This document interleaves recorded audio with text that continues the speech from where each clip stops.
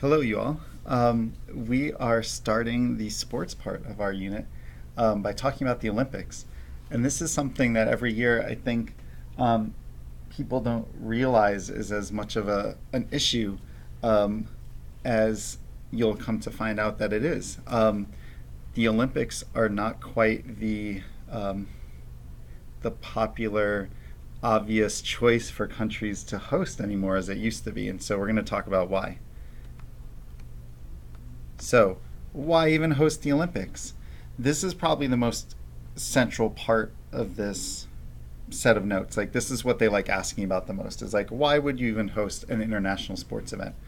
Um, so, I tried to include some of the best reasons to provide money to develop infrastructure. Maybe you really need to build a new subway system or a new airport or hotels, and there's not a lot of investment in those areas. And so maybe you're trying to encourage investment by saying, hey, there's this huge event. Like, don't you want to sponsor it? Don't you want to be part of this? You're trying to get positive exposure. That's why more lower income countries have been trying to host the World Cup and the Olympics so that people go there and they're like, wow, this is an interesting place to tour. I want to come back someday. So South Africa is a good example of that from the World Cup. Like they had a lot of return tourists that came because they wanted more time to visit the country. Um, Brazil, not so much, and so we're going to talk about that in class.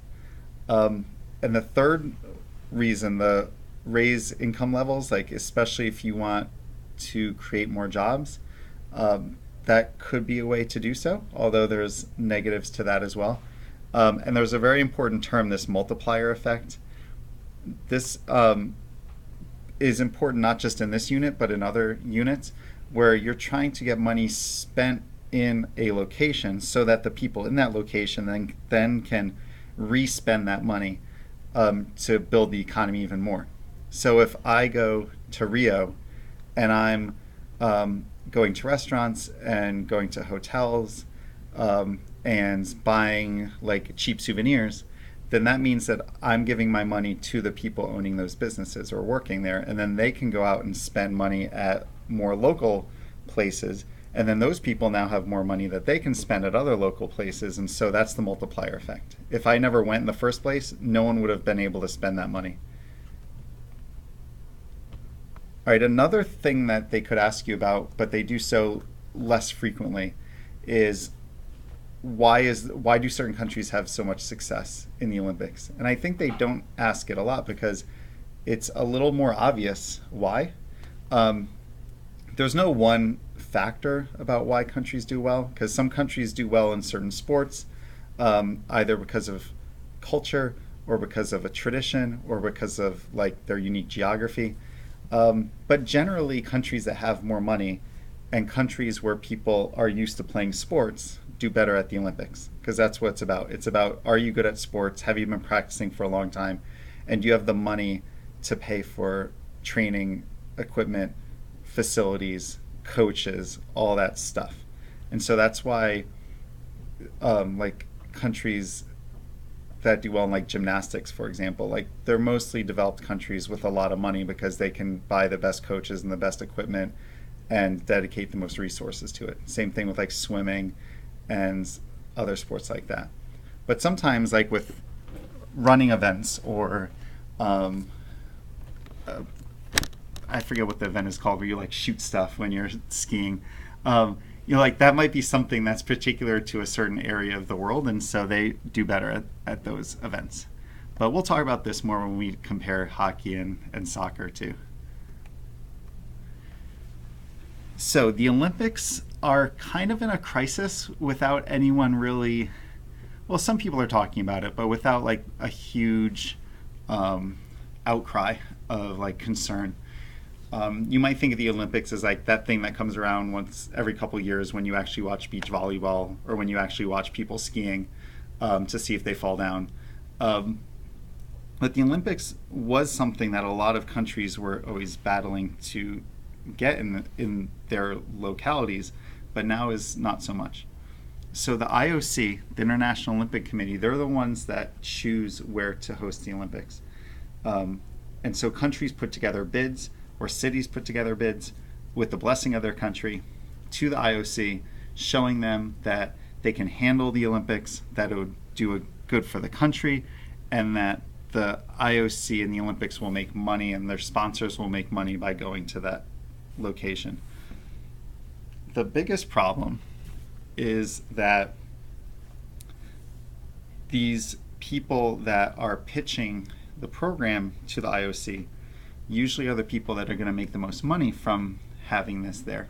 And so there's a lot of concern and some evidence that these rich individuals are paying off the voters in the IOC so that they will get their city chosen. Even more so, this is a problem with the World Cup, and hopefully we'll talk about this a lot in class, but the World Cup is FIFA is a very corrupt organization. I'm sorry if you really love soccer, but even if you love soccer, you should probably hate FIFA even more. Because they're a very corrupt organization, and so they've been found to take money from whoever gives them the most money, they get the World Cup.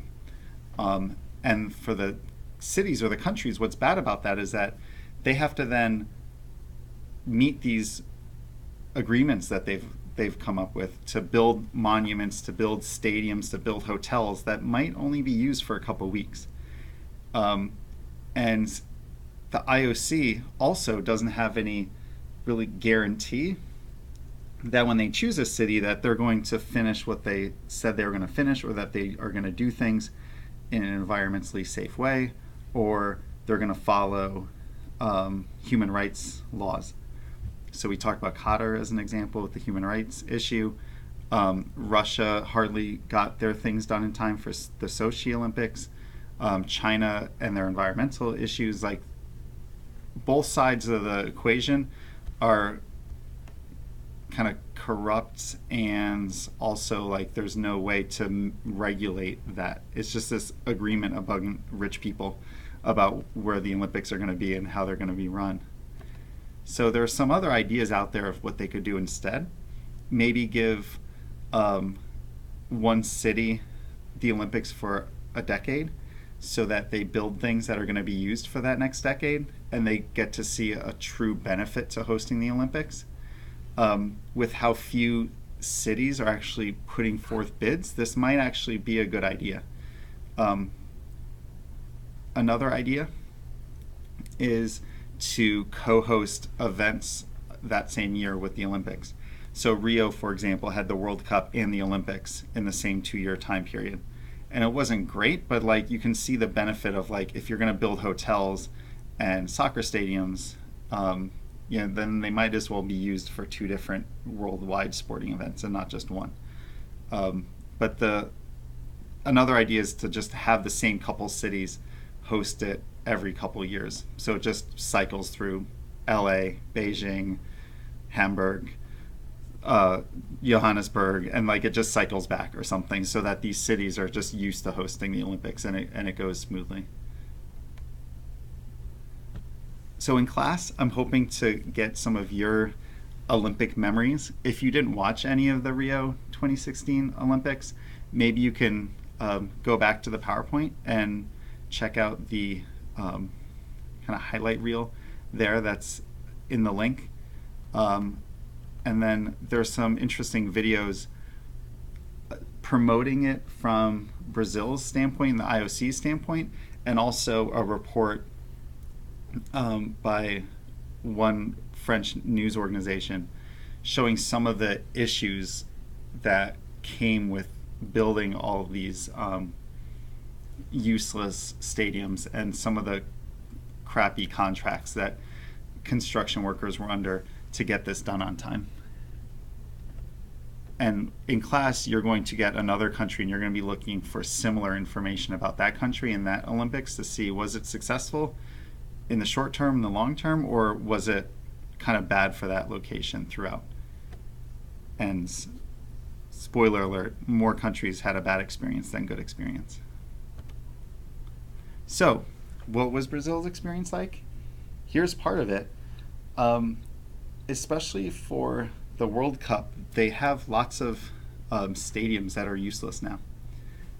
Brazil doesn't have large enough national teams to play in these gigantic stadiums that FIFA requires, and they actually had to tear down some smaller stadiums to build a bigger stadium in its place.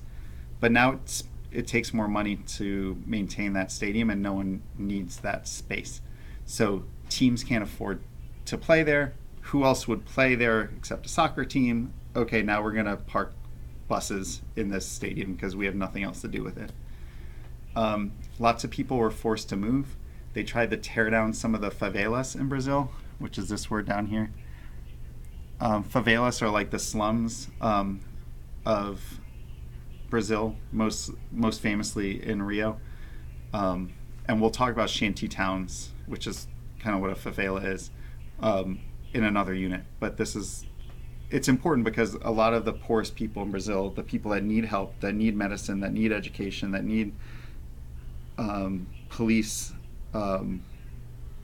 presence, they could really use money spent on their area to improve their life, and instead their area was torn down to build a soccer stadium that no one uses. And the world wonders, like, really, was that the best use of your money? Is that really what we're trying to do here as a developing country, is kick people out of their homes and then not give them medical care so that we can watch people play soccer? So there's a lot of angry people in Brazil, we might say, because of how little they are taken care of. Again, this is not the only time.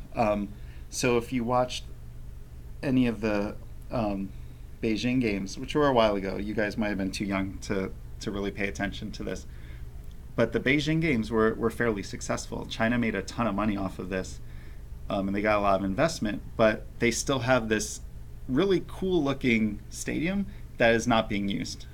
It costs $11 million a year to upkeep this building that no one uses. And a couple Chinese tour it just as like, oh wow, I saw this on TV 10 years ago. But it's kind of a eyesore. It's a white elephant, you might call. It's like it's this huge, glaring thing that's useless in the city. So, because of all these difficulties with the IOC being corrupt, with no guarantee that the Olympics are going to go well, with the problems they've seen of countries and cities building useless buildings and displacing people and having protests and riots and all sorts of things, now countries are starting to think like, maybe this is not a good idea. We saw this very recently. They just chose the 2022 Olympic Games location, and a bunch of the cities that were originally thinking of hosting it dropped out, and they are left with Kazakhstan, where I imagine most of you can't even find Kazakhstan on a map, and Beijing. Beijing doesn't have a winter, so they gave it to Beijing because they didn't want to go to Kazakhstan, but the nearest mountain for skiing is like 50 miles away, so it doesn't really make sense to have the games there, but they had no other choice. In 2024, Boston was chosen as the site that the U.S. would put forward to the IOC. Boston then had a vote in the city to see if they wanted to actually put money into this bid. I think something around 80% of people in Boston said, no, we don't want the Olympics. And so they withdrew their bid. So there was no bid from a U.S. city for the 2024 games. Games are starting to be more expensive. That is a correct number, that in Sochi, Russia, they spent $51 billion to convert a summer resort location into a winter resort for the Winter Games. That was not a very good Olympics, by the way. And so they see all these problems, and even countries that have plenty of money to spend on this stuff, they're even thinking like, what's the point? So there are some people arguing that maybe soon we will have no places that will want the Olympics. We'll have nowhere to host these games.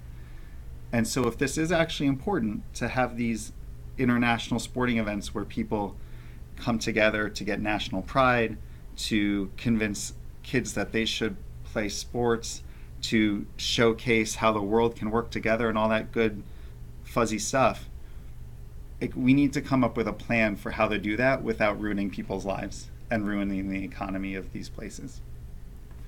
So When you come to class, I'm hoping to chat about your Olympic memories and what you think about the Olympics, and then look at some country case studies again and see like, so Vancouver, London, Beijing, Athens, Montreal, um, Atlanta. Like, did they actually make money? Was it good? What was good? What was bad? And it could lead to an interesting discussion. All right, see you in class.